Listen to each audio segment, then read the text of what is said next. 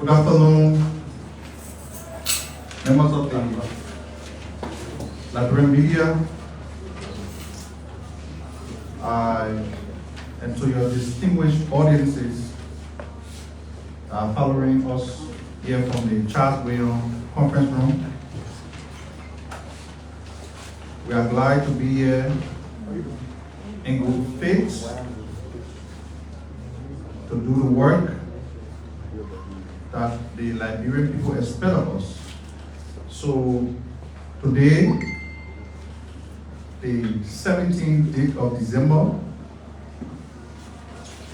we have the Civil Service Agency, the Director General, Honorable Josiah Chukai, is accompanied by an array of officials whom he will introduce properly when he takes the podium. But before we can invite Mr. Chukai on the stage, a lot is happening in the country. Today has been a very busy day.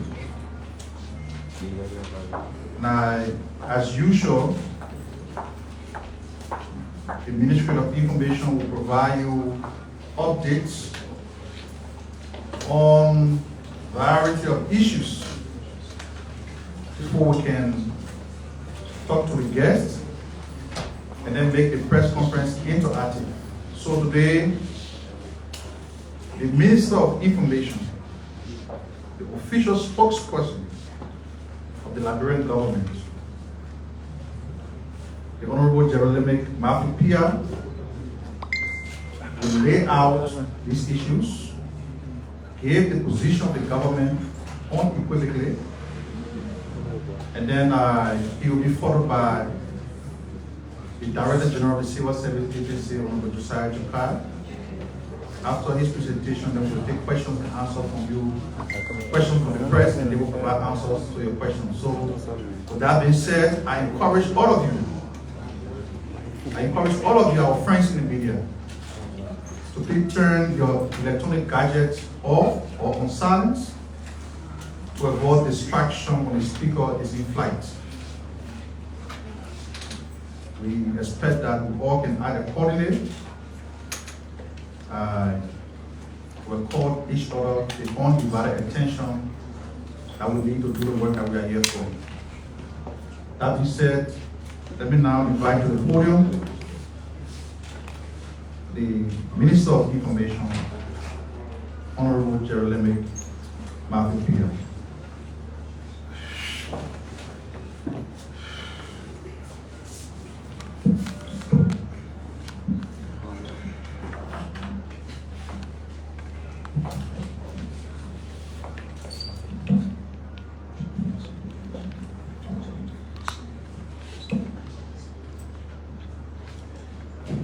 So thank you. Let me welcome all of you here, MICAT. For those of you who've been assigned here the entire year, I'm sure you see where we are headed. The dilapidated structure you inherited as MICAT reporters is not what you see anymore. Work is still in progress, but we can show you that it will be all fine. And like I said before, everything we're doing right now, we consider it to be initial, because by next year, there will be a complete overhaul of the structure you see here. I worked here before, since President Senate came to power in 2005, up to about 12 years, 6 years of Liberia. This building has been the same. In a little over almost a year, the process of transforming it has started. And by the time we reach the middle of next year, you will see a Ministry of Information that will look like a brand new structure just built. That was part of the commitment we made. And we are grateful that we've been able to keep that commitment. I want to thank the entire team. You know, we've launched a new series towards the end of the year, which is the year in review by different sector ministries and government agencies. The one man who doesn't shy away from the media and is always in a position to take the first step is the head of the CSA. And he was more than willing to say, I want to keep this series going. I want to come and tell the CSA story on what we've been able to do for an entire year. Of course, before he comes out, I'm going to tell a little story about what we've done at MICAT since we spearheading this storytelling process of what we've been able to do in under 1 year. But before I do that, and then eventually invite Josiah, who will tell the story of the entity he leads, let me just say a few things. Of late, we've heard different concerns from different groupings in our country. Some have vowed that there will be protest. Some have used media platforms to openly call for the overthrow of the current government.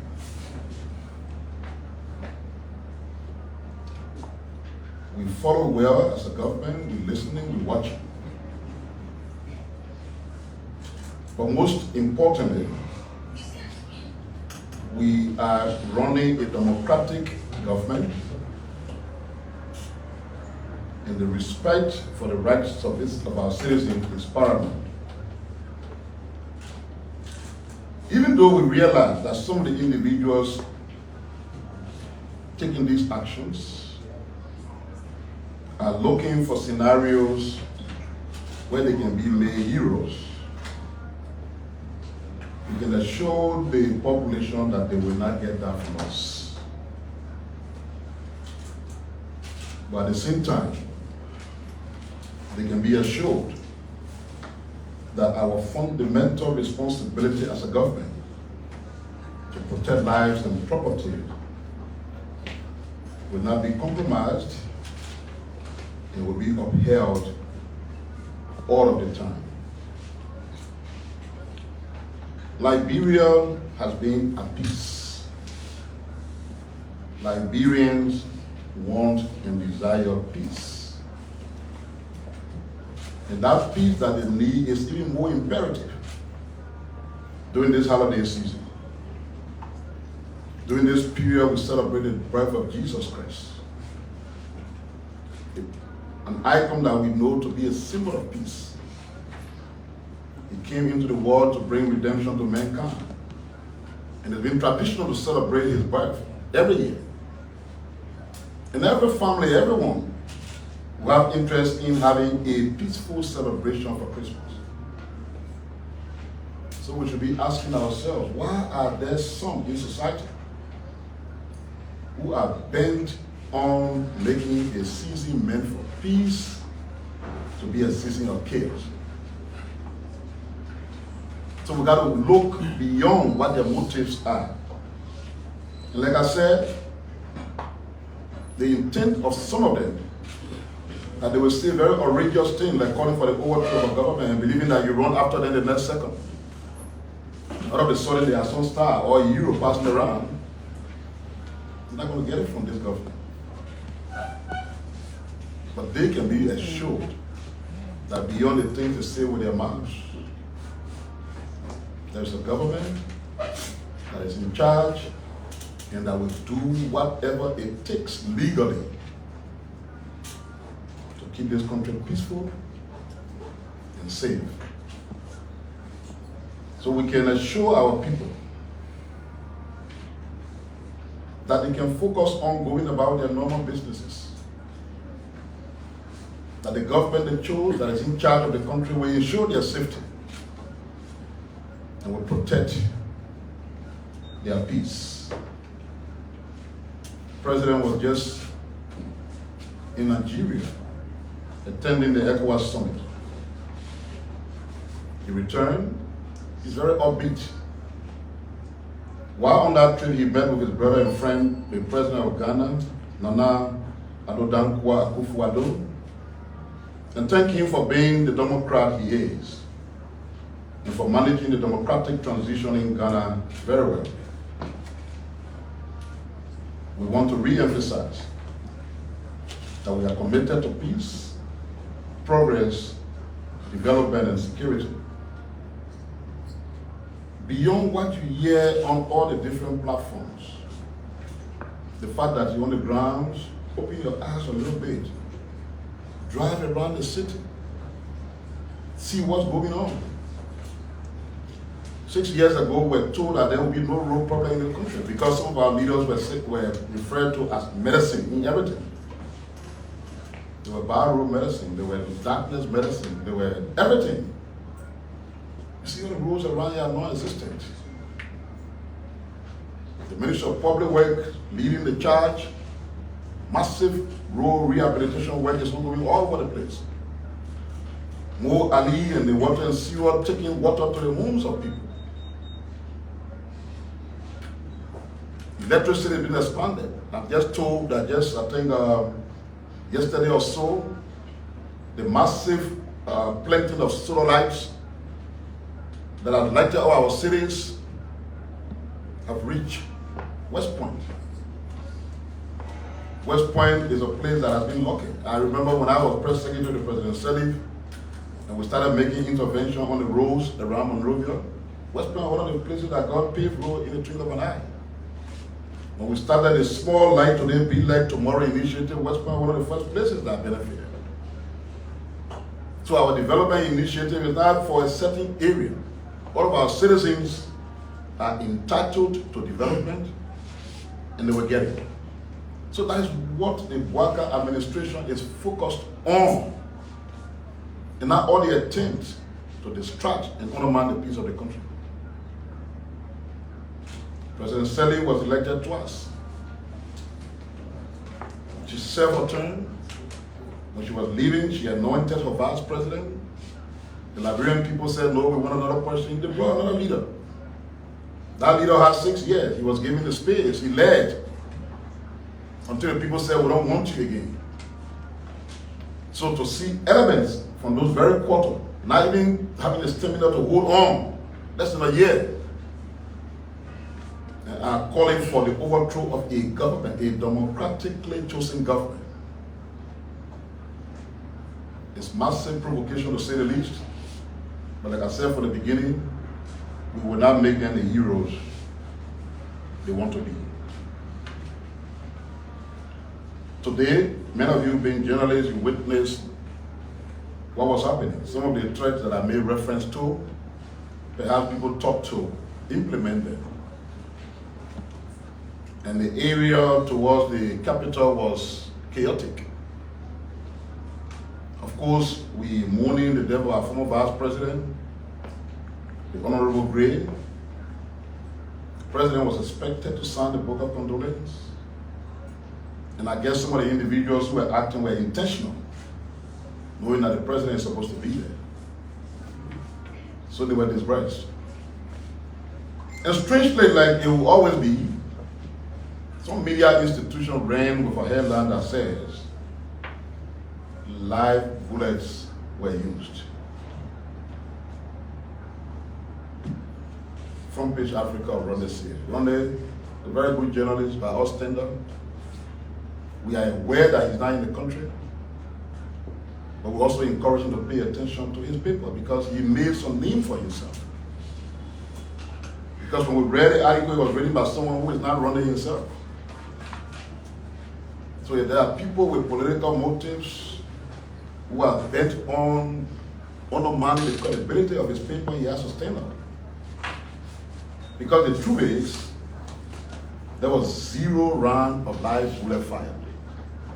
In other words, nobody used live bullets at the scene of the assembly.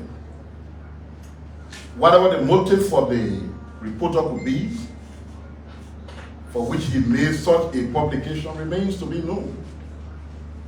But the way to simply put it is that whoever that reporter is from Front Page Africa told a lie. he or she lied.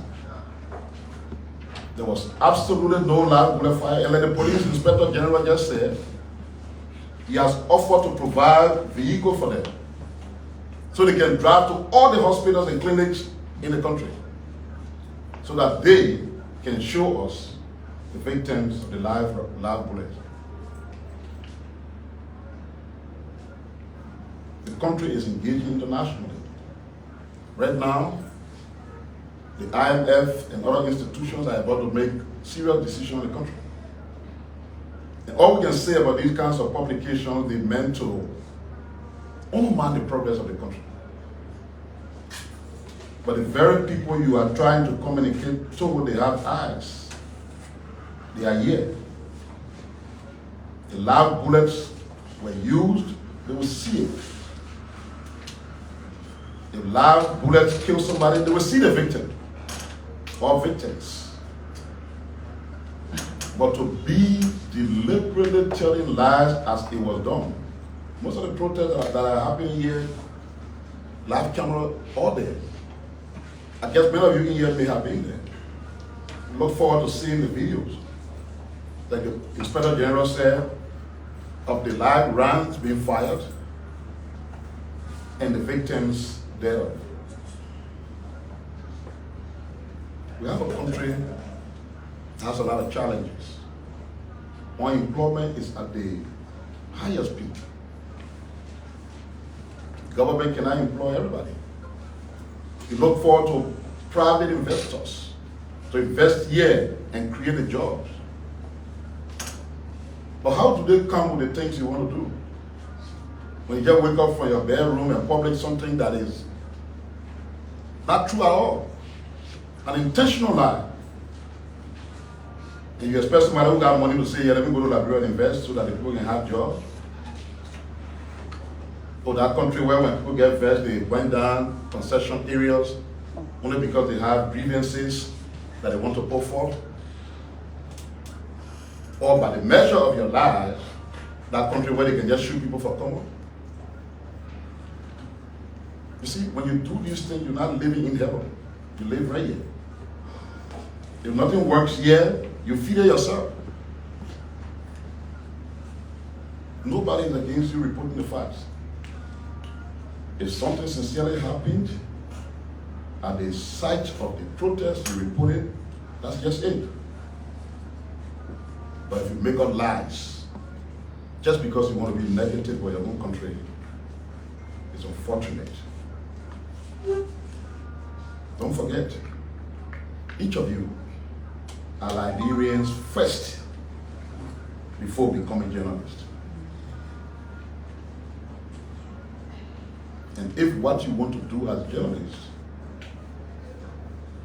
is inconsistent with your citizenship, with your nationalistic stature or patriotic standing, especially so when you tell deliberate lies, then you have to rethink. Ask yourselves, what contribution am I making to my own country? So, to just summarize that again, the information is not true. It's a bold-faced lie. And we don't know what the intent of the writer of the story is. But you ought to know that you told a lie. The Central Bank of Liberia has revealed that the country's economy is on a stable course and that the economy remains poised for growth, with an estimate growth rate indicated at 4.8% expansion in 2024. And that means that we had a 0.2% improvement from the previous year.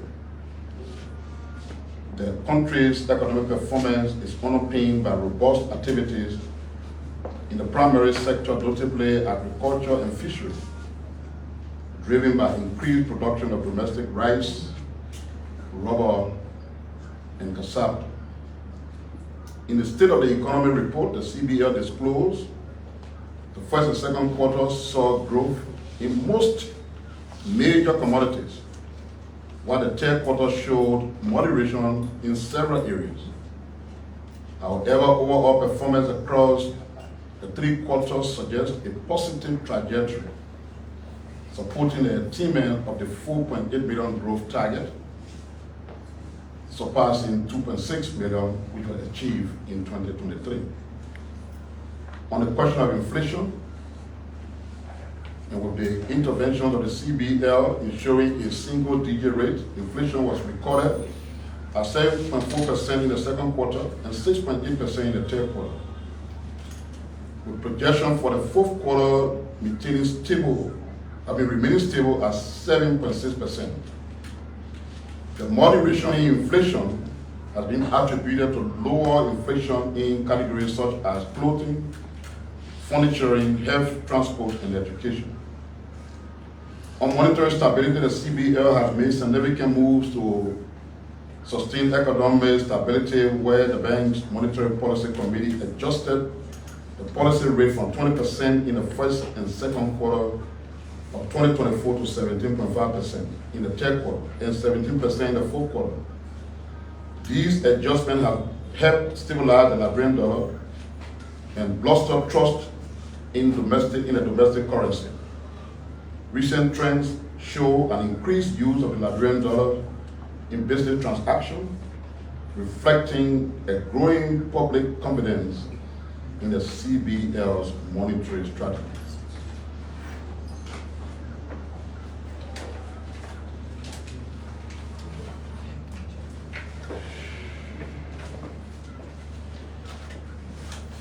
From the standpoint of the Monrovia City Corporation,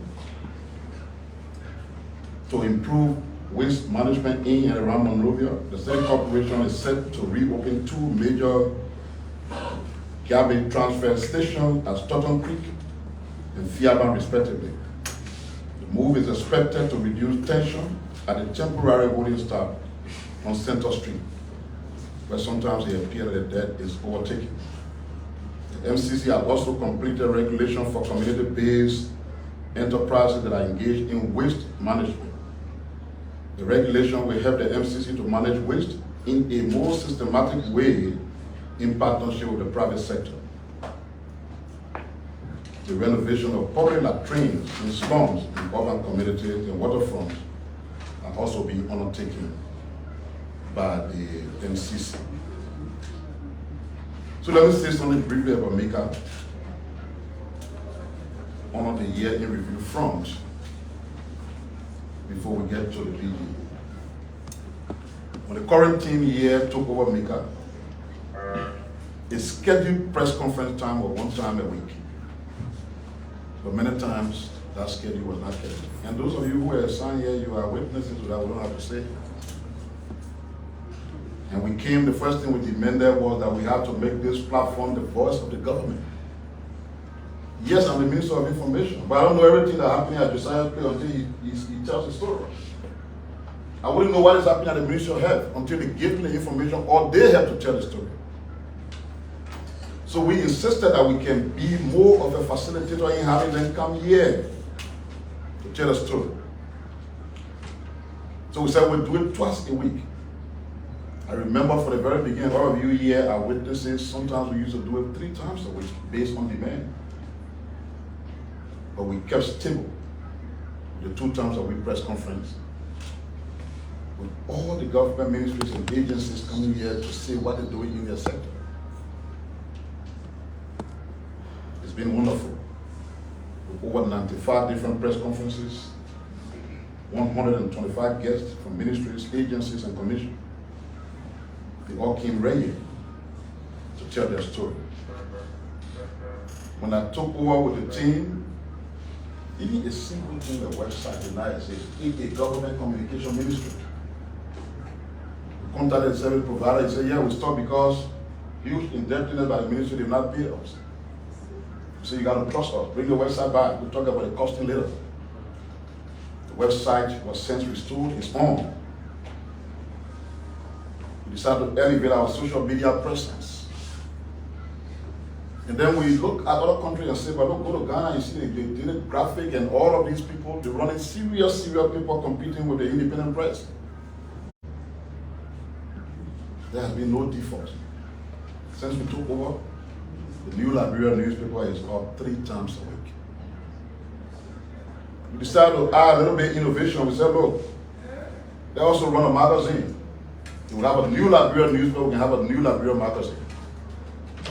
We launched the maiden edition. Everybody saw it. When you work for a government entity, we deploy it, we send it to foreign missions everywhere. Beginning next year, we're launching what we call the government town hall. Yes, we come here every time we talk to the press people. You went live, you're doing everything.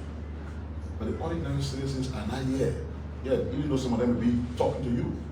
But they want an opportunity where they interact with a government official and take questions from them directly. And that's what the government town hall will seek to achieve. Our hope is the town hall will visit all the counties in Liberia. Well planned, well organized, find people from a very select group of the population, youth, women, children, everybody, civil society, representatives of political parties. We're not going to shy away from them. They too should come for the engagement. We'll tell them what is happening. They will have the chance to engage us, to dialogue. And we want to make it to be so independent. Therefore, we have worked with interviews and USAID. And they will contract the group that is being led by John Collins, who will moderate all these government town halls across the country. There's another way of adding additional flavor to what we do beyond the conventional media. You know, this is social media aid. I always tell people, when Samuel Doe was president here, that's our president Emmanuel Guerrero. Why are you not president? You make only 2 radio stations to deal with. One on God business, they're not even interested in your politics. EFWA. They don't want control by government. You can't go talk nonsense there. But look at that time and see where we are now. Nobody waiting for me to come to press conference before they talk or know what's happening. Everybody that generates on social media. So it's a complex, very complex environment that we are managing. And while I was critical of Front Page Africa a step earlier, I thought they were fair to us to some extent. When in their grading, they say, oh, the ministry did this. And they wrote well all the things they know about the ministry. And we are set to do more. And all of these things I just talked about were on our media and communication side. But one of the things that we've forgotten is you got to also run the ministry administratively. So when we got here, for example, which one on that? So before then, Josiah used to come here. I know there was a time Josiah sat in his seat.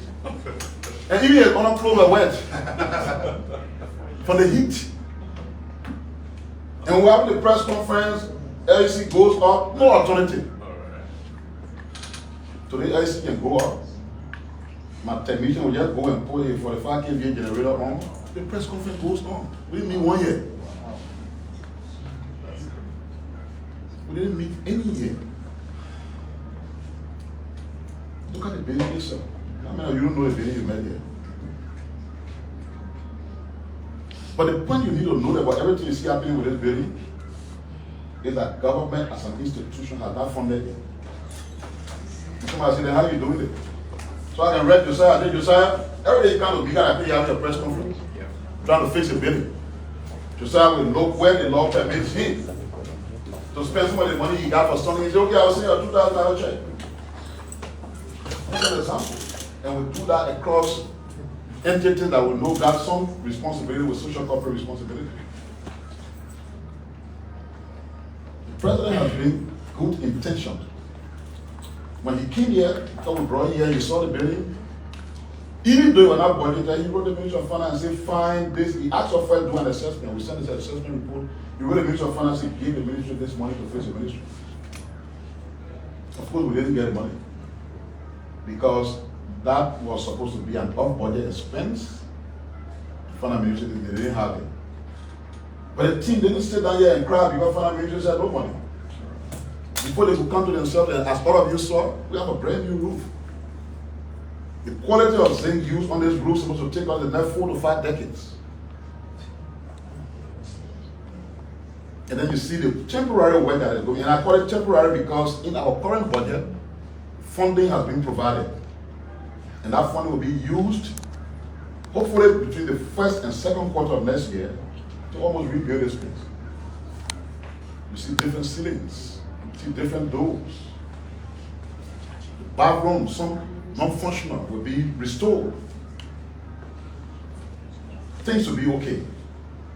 Don't forget, this is the government's own building, government property. And one of the terrible records we have as a country is our ability to maintain public facilities. The team here was keen about that, and we want to change that history, starting with ourselves. I'm sure as many of you walk here, especially you generally who here every Tuesday and Thursday, I'm sure as you walk in this place, say something good about yourselves. Offices here, nothing was there. No machine, nothing to work with. If we're going to give you a chance to see tour some of the offices, you'll be shocked because what is in those offices is far better than what you're seeing from the outside. So all the good people you see here, not waiting for the government. I will say my office, I say 9 years old, be like my own. So he finds his own resources and fits the office. You talk about what happened there, but he fits the office. Everybody, Khalid, everybody here, they're the city. In other words, I'm saying they do fold our hands, crying, complaining. And I see many other government entities doing just like that. This ministry is called Ministry of Information, Culture Affairs and Tourism. But truth being told, everybody is saying we have on information because that's the center for everything. So much so that government itself was never supporting us. The last budget, the budget line for tourism, $0. Budget line for culture, $0. But the people who were there, they didn't sit down to say because no money there, we just sit down and allow everything to go the way it's supposed to go. So the folks in tourism headed by the Deputy Minister, Madam Kadiatu, they've been working day in and day out, working in close concert with LINTA, which is the Liberia National Tourism Association. They've been doing a lot of wonderful, wonderful stuff. They worked together in the first place to make sure that in about a decade plus, 115 tourists were brought to this country on a cruise ship. Never happened in decades. It came from Australia, from China, from France, from Germany, and everywhere. Russian nationals were all on that vessel. They also sat down and completed a 5-year tourism development strategy. And you can find that strategy in the arrest agenda for inclusive development. It's a part of the overall agenda. It's costed. And as a result of that, for the first time, because the government is still by equal zero, first time they get strategy. So that $0 that you saw in the budget changed to 500,000. That's the progress. Because we demonstrated to the government that we understand this sector, we got people who manage it and they will do the right thing. So I can say, okay, by your strategy alone, it shows that you know what you want to do, so it will cost it. Maybe in the past they were not putting any doubt them because they didn't see any plan. What they want to do, what they decided to make, usual information, culture affairs, what do they want to do with that? So can you and your team, thank you, to give the country a first strategy for the first time that is in our national development plan that will run for 5 years.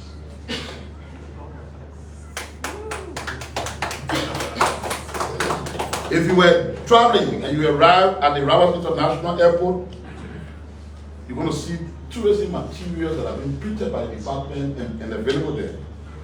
For the first time, there's a visible tourism booth established at the airport that when a visitor comes to the country, you can walk to that booth and find out anything you want to find out about the country as far as tourism is concerned. Never happened before. We're doing all of that. We have a big program for Providence Island. We worked with the United States Embassy here in Liberia. We signed an MOU with the War Monument Fund based in New York for the rehabilitation of the Providence Island. What's supposed to be the cost? $7 million. That plan would cost $7 million US. And when that is done, of course, you know when you spend $7 million on Providence Island, you know why it's supposed to be. For the first time, we established our National Tourism Working Group that brings together governmental, private sector, and multilateral development partners, which is a policy advisory arm to coordinate all activities within the Liberian tourism sector and to also be used for resource mobilization and policy development. We currently have a collaboration with the Monrovia City Corporation to help clean most of our touristic sites in the country. We work with Legis, the immigration, to develop capacity on data management with the goal of capturing data on tourism, inbound traffic, and accommodation capacity all across the country. We are currently engaged with the Bureau of Immigration or the Liberia National Immigration Service to reduce tourist visa fees by 50%. That's the only way we get tourists coming in. On our cultural department, for the first time at the National Museum, they have a gift shop that was never there before. So when you enter the museum, you're not just going around to see artifacts. You got a shop in there that you can go and buy some of the artifacts there that are on sale. It never happened there before. We are repossessing the Kinija Cultural Center. And I've always said this. Under the Salim administration, where I served as one of the officials, we made a mistake. Somebody wanted to do an investment in a hotel. We could have found somewhere for them to do their hotel. But we broke down a heritage site. We broke down the Kinija Cultural Center for the RLJ Hotel to be built. And to show that we wanted to do something about it, we bought 51 acres of land right in Bankstown on the Marshall Highway. But you'll be surprised to know that the of the 51 acres, only 10 remain. 41 taken away by squatters. And you panic when you see some of the buildings they build there. Even your own human conscience will not allow you to bring them down the court ruling of favor. Because that will amount to something like evil. Even though they're wrong, they build on a property not for them. Somebody building hot at court, you rent 400,000. The cost of the place for you go there and say, bring bulldozer, let's bring it down. Some kind of inhumanity was said to it. So why we do it? The land authority was written, they're going to survey the place, we evaluate the properties, and they will pay some money into government revenue. The goal is, because of the quantity of land they've taken, and the quality of homes they build there, we use the same money they will give. And government can add onto it, and we build a new national cultural center. That's how we intend to do. So, not to waste your time because our main guest is the CSA, but I also wanted to tell our own story before we allow the day to come. And I think substantively we have done so because we did so in very difficult circumstances. We had a budget that 2.1 million of that budget was just on personnel costs. And so what was left there to run the whole ministry for 12 months was 700,000 for operation, for communication, for everything. Maybe we could have been sitting out here doing nothing. So sometimes those who try to be critical and want to criticize, I wish you had also asked, what are the circumstances under which they are working? Then you'll be at least informed in a way to do your criticism on an informed basis. But that's something that is so lacking in this country. Somebody got a problem with Josiah, they want to know nothing, they want to investigate, they just going for a make. That's the society we have. But because of where we've been before, I'm talking about myself, I don't get carried away by those kinds of things. In fact, they make me strong. Maybe by the way, many people don't know. Generally in Liberia, I'm Jeremiah Mafia, but many people know and call me Fidel Castro. So you got to ask them why. I want to recognize the presence of my dear brother, Deputy Minister for Public Affairs at the Executive Mansion, Anthony Kessely, And when I say they know who that student is, that many will learn from. That many were taking charge of soup and also, I will not know where around. Thank you. So thank you for coming, representing the executive mansion very well here. And having said these few words, Mr. DG, it's all yours. Thank you. What an honor. Okay, I'm not going to be extemporaneous like the Honorable Minister. Yes, it's okay. Honorable Minister, here I really want to take this time to thank you and the entire MICAT family. The last 9 months, we've worked together collaboratively. And I think our partnership is a testament to the President's call on all of us to collaborate and to make sure that we support each other to deliver on the mandate of the Liberian people. If there's one person who has demonstrated that, I would say it's you, effectively. So I want to thank you and your team, the dynamic team that you have. You've done so much at the ministry in terms of transforming it and creating a platform that has given all of us, the officials of government, the opportunity to remain engaged with the Liberian people. We want to thank you very much for that leadership. And maybe I need to add before you talk, DG. As a whole ministry, we have only one car. Only one car, the car using no other car yet. So imagine how people working. It's so important. I didn't want to leave it. I forgot that one employee of one car. And I use new car, old car. Thank you, Mr. Minister. Thank you. That's part of the year in review. Review thing, yes. I want to recognize my friend and brother, Honorable Dano Miayen. He's the Deputy Director General for Administration, and the entire CSA team today.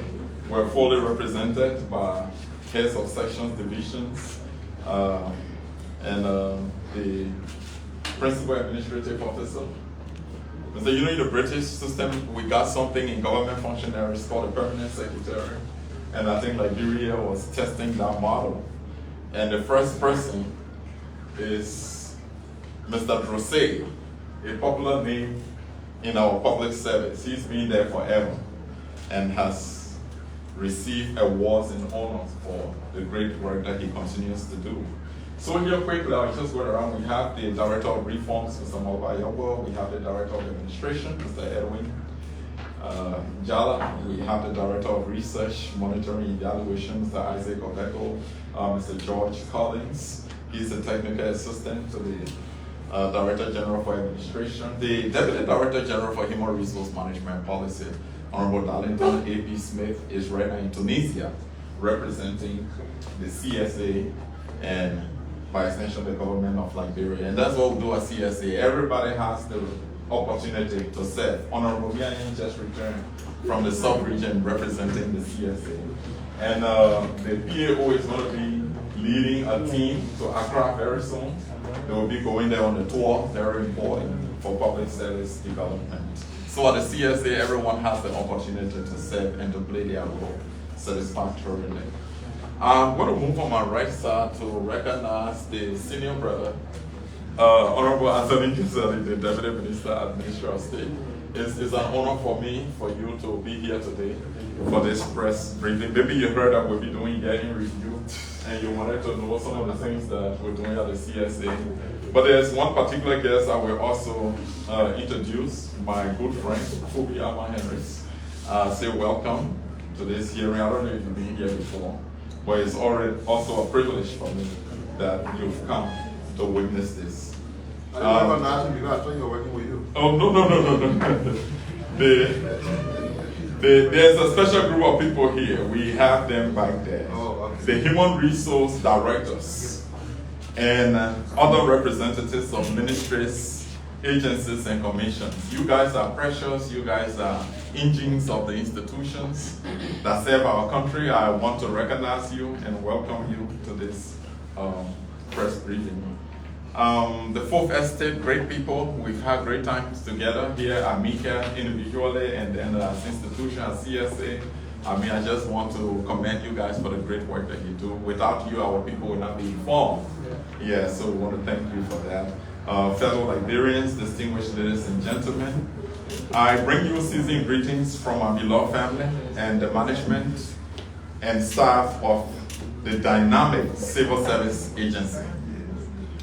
I extend profound thanks and appreciation to His Excellency Joseph Yuma Boakai Sr., the President of our country, the Republic of Liberia, for the opportunity he has provided me and my two deputies to serve the Liberian people over the last few months. As we usher in a new fiscal year, this 2025, we assure the President of our commitment and dedication to achieving the arrest agenda for inclusive development, the AAID. I want to recognize my two brothers, and I just talked about Honorable Mia and Honorable Smith shortly.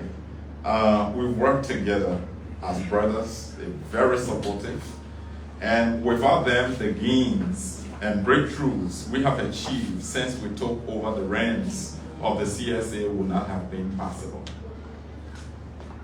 I also want to thank the entire senior management of the Civil Service Agency that has to do with headquarters or central office employees, heads of departments, divisions, units, and sections, and as well as our regional offices, and the entire staff for putting in the work required to achieve this feat. I will be remiss if I did not recognize the collaborative efforts of our partners, primarily my dear cabinet colleagues and heads of agencies and commissions, our esteemed development partners, and the diplomatic community for their overwhelming support. Our partnership during the year under review has been valuable, and we look forward to an even stronger relationship in the coming year. Distinguished ladies and gentlemen, 2024 has been a great year for our country and the CSA. We inherited a broken civil service with a workforce of 67,746 and an average monthly wage bill of 23.5 million. The workforce was predominantly inefficient, unproductive, with ghost names, double dippers, mismatched names, and individuals who abandoned their jobs but still receive salaries. The bank balances of the CSA United States dollar was $181, and the LRD Liberian dollar component was $10,200. There was no fitting redressal to give civil servants due process or justice and fairness, subjecting them to inhumane treatments and unwarranted dismissals, suspensions, and issuance of warning letters across the service. In other words, employees were demotivated and had low morale, low self-esteem, and the workforce was characterized by inefficiencies, irregularities, and gross discrepancies, accounting for the unproductive nature of government spending entities. We executed against major objectives, repositioned the institution to be more resilient, responsive, and adaptive to civil servants' needs, and streamlined several processes to ensure the smooth operation of the public service. In the face of many challenges, we remain steadfast, focused, and very collected as the overarching goal of providing impeccable services to all spending entities of the government of Liberia informs our actions. The Employee Status Regularization Project. For the year under review, the Employee Status Regularization Project was a cornerstone of the Civil Service Agency's reform initiatives to increase efficiency, accountability, and transparency across Liberia's civil service. The project was instrumental in addressing long-standing payroll discrepancies and operational inefficiencies that have plagued government spending entities for years. A primary objective of the ESRP was to eliminate ghost workers, individuals listed on the payroll despite no longer actively serving in their positions. In this initiative, we identified several systemic issues, such as shared bank accounts and duplicate mobile numbers, suggesting pervasive irregularities in payroll practices. The ESRP set the stage for a more financially responsible and efficient civil service by conducting meticulous audits and enforcing a moratorium on suspicious accounts. In collaboration with relevant government entities, the ESRP is involved in a comprehensive review and verification of personnel records across the then 103 government institutions, focusing on establishing clear and verifiable employment statuses for each civil servant. This standardization of documentation not only reduced the number of ghost workers on the payroll and strengthened workforce accountability across the civil service.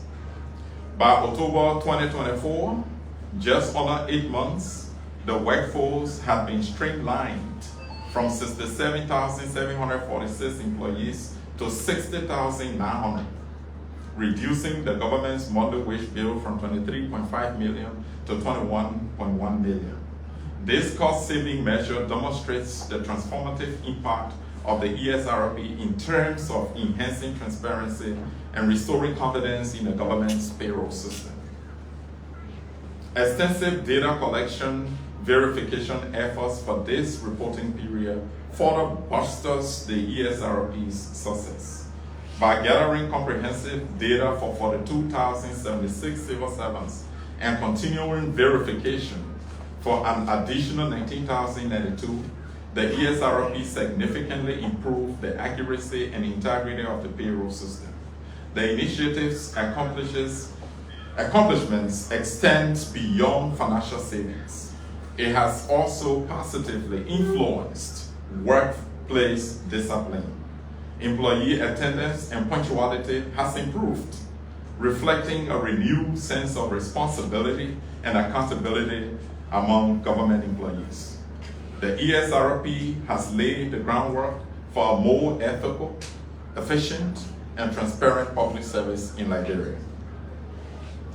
In examining the makeup of the civil service, the CSA conducted an extensive analysis of the educational credentials, age distribution, and gender representation within the workforce. The data collected for the year under review highlight strengths and areas requiring targeted development within the civil service. Educational credentials. Notably, 2,824 employees hold associate degrees. 9,783 possess bachelor's degrees, and 1,885 have graduate or postgraduate qualifications. However, a significant skills gap is evident, as 9,233 employees lack a high school diploma, and an additional 6,281 have only high school education. Addressing this skill gap is a priority for the CSA, as it directly impacts the quality of service delivery and the capacity of civil servants to respond to evolving national challenges. Age distribution. The age distribution data sheds further light on the demographic characteristics of Liberia's civil service workforce. Employees are primarily concentrated in the 40 to 60 age range, accounting for 17,874 individuals. This group is followed by the 36 to 45 age bracket, which includes 13,387 employees, and a 26 to 35 age range encompassing 4,838 employees. Younger employees aged 18 to 25 comprise a small workforce with only 363 individuals, indicating a potential gap in recruiting and retaining younger professionals. Additionally, 2,841 employees fall within the 61 to 65 age range, while those over 65 total 2,775. These age-related insights are crucial as they inform retirement and succession planning strategies, helping to ensure a balanced workforce capable of adapting future needs.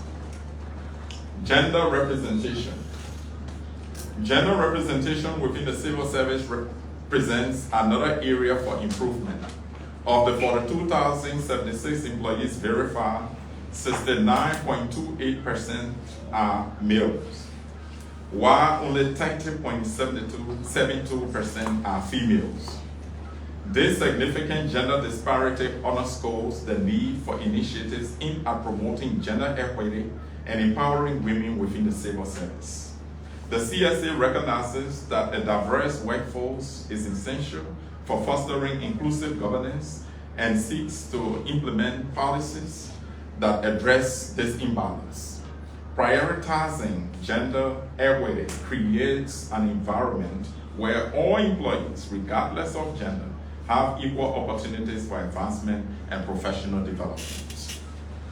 For this reporting period, these demographic findings highlight the need for a strategic focus on human resource development within the civil service. Efforts to close the educational and gender gaps within the workforce are essential for achieving a modern, capable, and inclusive civil service. Investigating education, training, and gender equity programs demonstrates the CSA's commitment to building a workforce that reflects the diversity and aspirations of the Liberian population. These initiatives will enhance the effectiveness of the civil service and contribute to broader goals of national development and social progress. The consultancy reform undertaken by the CSA presents a strategic shift towards improved efficiency, accountability, and transparency in consultancy engagements within the civil service. For the year under review, the Civil Service Agency recognized widespread inefficiencies and lack of transparency in consultancy practices, which resulted in significant financial expenditures without commensurate benefits. The consultancy reform was one key achievement of the reform, which has been substantial reduction in consultancy spending. In 2023 alone, nearly 1,000 consultants were employed at US $6.1 million. For this reporting period, however, the CSA streamlined consultancy engagements to focus on essential services, reducing the number of consultants to 94 individuals and 4 firms. This approach led to a drastic decrease in consultancy expenses, now at $1.4 million, reflecting a more targeted, financially sustainable approach to consultancy management. Prioritizing essential consultants in sectors critical to national development such as healthcare, education, agriculture, and security, the CSA has ensured that consultancy resources are strategically aligned with the nation's pressing needs. Furthermore, the reform has introduced performance-based compensation, whereby consultants must submit monthly performance reports as a condition for payment. This measure fosters accountability and ensures that consultancy services contribute tangible results to government operations. Linking remuneration to performance has established a culture of results-driven consultancy, encouraging consultants to deliver meaningful contributions to their respective projects. This shift toward accountability and performance monitoring underscores the CSA's commitment to maximize the value of consultancy engagements and optimizing government spending. In addition to cost savings, performance-based compensation, the new policy guidelines have standardized the recruitment process for consultants, ensuring that all consultancy engagements uphold professional standards and ethical practices. These guidelines require that roles be clearly defined and tailored to individuals with specialized expertise, thus raising the quality of consultancy services. For responsible consultancy management within Liberia's civil service, promoting a culture of accountability, professionalism, and strategic resource allocation that will ultimately benefit the Liberian people. Reconstitution of the Board of Appeal. For the year under review, President Joseph Yuma Boakai Sr. reconstituted the Board of Appeal for the civil service. The board's reconstitution after 18 years is crucial in advancing fair and just grievance resolution processes within Liberia's public service.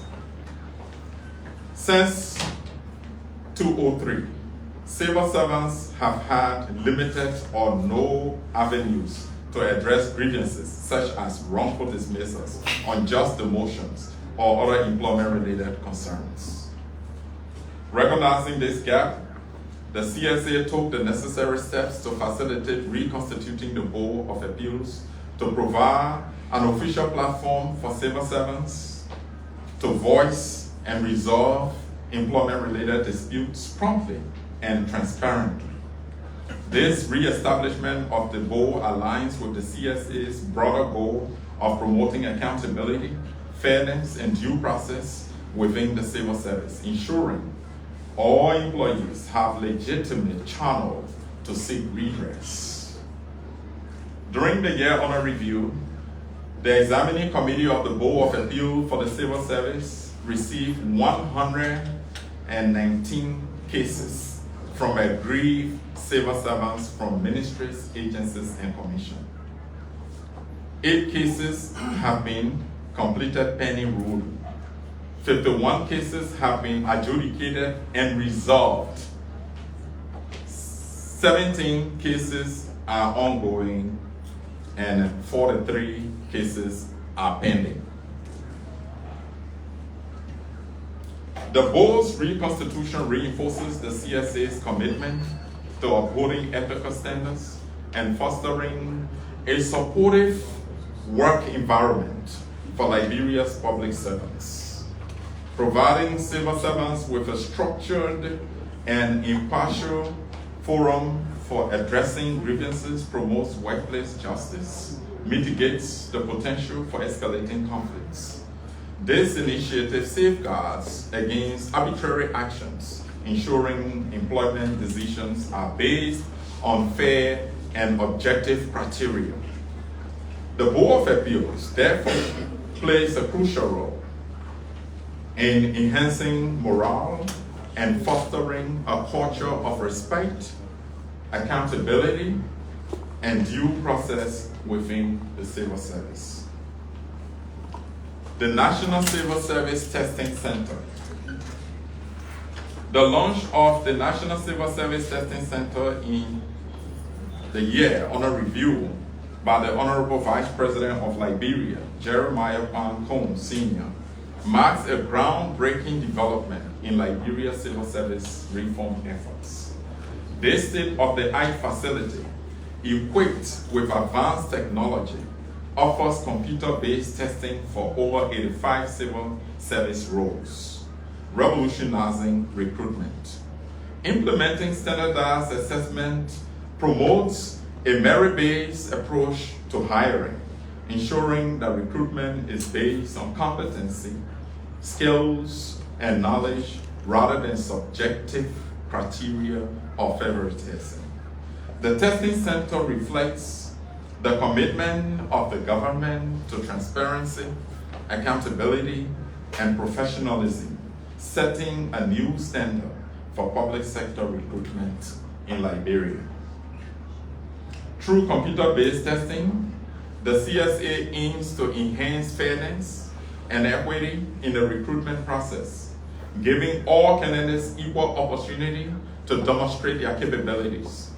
The automated testing system minimizes the potential for bias and error, making identifying qualified individuals for various civil service roles easier.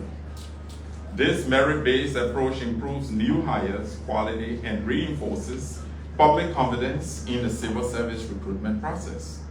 By prioritizing skill and competency, the testing center ensures that Liberia's civil service attracts and retains genuinely qualified individuals to contribute to the nation's development. The government of Liberia, through the CSA, embark on the transformative reforms to optimize the public service workforce, eliminating inefficiencies and ensuring taxpayers' money is utilized effectively. These reforms have delivered remarkable results through targeted payroll cleanups, consultancy policy overhauls, and mobile money payment monitoring. Achieving productivity and financial inefficiency. From March to October 2024, the Civil Service Agency implemented various interventions, including recommendations from the General Auditing Commission's 2022 payroll audit. These measures remove double dippers, ghost workers, duplicate national identification numbers, and share bank account holders from the payroll. As a direct result, the Civil Service Agency has removed thousands of ineligible individuals from the payroll, resulting in substantial financial savings. Also, the CSA identified suspicious payments made to 7 businesses involving 22 transactions, totaling 4,366 and Liberian dollar 294,071. Annually, these payments amount to 52,382 US dollars and Liberian dollars 3.5 million. The CSA has blocked the names mismatched component and requested the Ministry of Finance and Development Planning to block the 7 businesses and individuals who are not on the payroll. These individuals are being paid directly from the Ministry of Finance and Development Planning's mobile money payroll system, which the CSA does not manage. The CSA has strongly recommended to the Ministry of Finance and Development Planning blocking these entities from the payroll and working with security agencies to recover the funds and prosecute the offenders. So, for the year under review, the summary of savings include the following. Consultancy reforms. We removed 906 individuals. And out of the $6.1 million, CSA was able to save, the government of Liberia was able to save $4.6 million just from consultancy. Payroll cleanup process. The CSA removed 5,536 individuals, fictitious names, from the payroll. And as a result, the government of Liberia saved $1.8 million. Mobile money fraud prevention. The CSA was able to remove 404 individuals, saving $1.8 million United States dollars and 131.2 million Liberian dollars. Projecting 3-year savings. That's looking ahead. If the current pace of reforms continues without disruption, a realistic projection of savings over the next 3 years is as follows. 2025, the CSA will be able to save 8.8 million United States dollars and 140 million Liberian dollars. 2026, the CSA will be able to save $9.3 million United States dollars and save 150 million Liberian dollars. In 2027, the CSA will be able to save $9.8 million United States dollars and save 160 million Liberian dollars. So total for the 3 years projection, we anticipate saving $27.9 million and 450 million Liberian dollars. And as Director General of the Civil Service Agency, I can assure you that as long as I'm a Director General, we'll meet these projections because we will operate uninterrupted with the support of His Excellency, the President, and the Cabinet.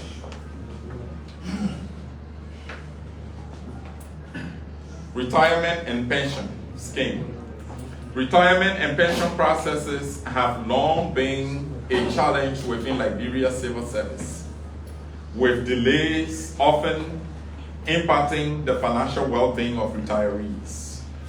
For the year under review, the CSA, in partnership with the National Social Security and Welfare Corporation, NASCO, introduced significant reforms aimed at streamlining retirement and pension processes to provide retirees with a secure, dignified transition out of the workforce. Recognizing the importance of ensuring a smooth retirement experience, the CSA organized a pre-retirement and pension counseling initiative across all 15 counties.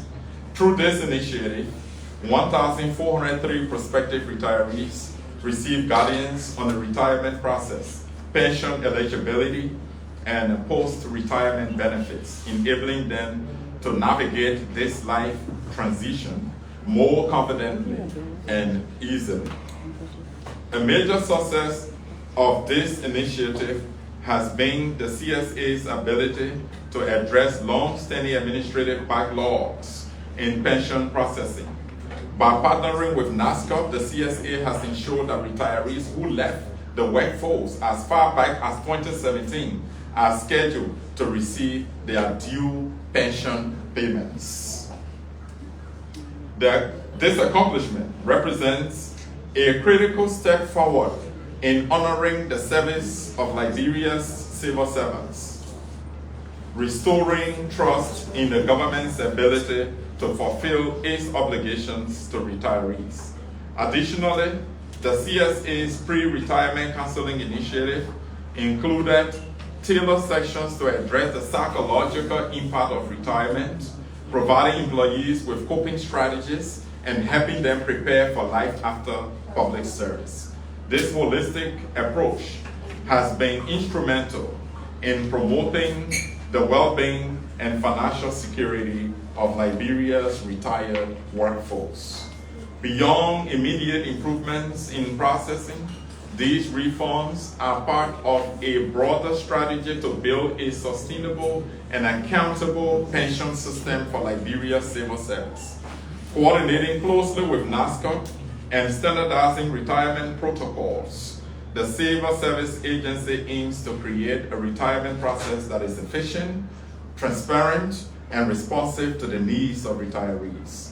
The reforms also include a shift toward earlier retirement planning, encouraging employees to engage with pension-related matters well before retirement. This proactive approach is intended to prevent the reoccurrence of past issues and ensure that future retirees experience a smooth and timely transition into pension status. Operationalization of the Civil Service Commission. Since its mention in the 1986 Constitution, Liberia Civil Service Commission has remained largely inactive. Recognizing the importance of this entity in public sector governance, the CSA, in collaboration with the Law Reform Commission, has taken definitive steps towards its operationalization. For the year under review, a draft bill was finalized and submitted to the Office of the President to be presented to the legislature for enactment. Once established, the Civil Service Commission will play a pivotal role in strengthening merit-based recruitment, employment standards, and overall governance within Liberia's civil service. This initiative aligns with the broader goals of enhancing accountability, transparency, and efficiency across all government functions. Looking ahead, upward adjustments in essential employees' salaries. The government of Liberia has taken a bold step and strategic one too, to prioritize equity and address persistent wage disparities affecting essential employees in the health, education, and security sectors.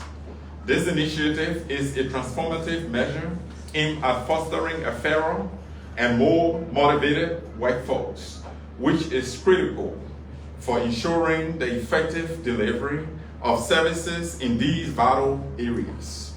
By tackling wage gaps in these key sectors, the government is addressing systemic inequities and setting the foundation for a more sustainable and productive public service. Through the introduction of standardized monthly top-ups, the government is clearly acknowledging and appreciating its workforce's tireless efforts and dedication. These financial adjustments are expected to improve job satisfaction, bolster morale, and create an environment conducive to collaboration and innovation. Ultimately, these measures will have a ripple effect, enhancing quality of community services and reinforcing trust in public institutions. The Civil Service Agency and the Ministry of Finance and Development Planning have actively engaged with health, education, and security stakeholders to finalize the upward adjustment rationalization framework. This collaborative approach ensures that the adjustments are transparent, equitable, and aligned with the broader objectives of national development. Once approved by the Honorable Legislature, the proposed appropriations will take effect in the next fiscal year starting in January. This timeline underscores the government's commitment to timely implementation while providing an opportunity for careful planning and seamless execution. This initiative is more than a financial adjustment. It is a testament to the government's dedication to strengthening its workforce, addressing structural disparities, and ensuring that every Liberian benefits from a robust and equitable public service system.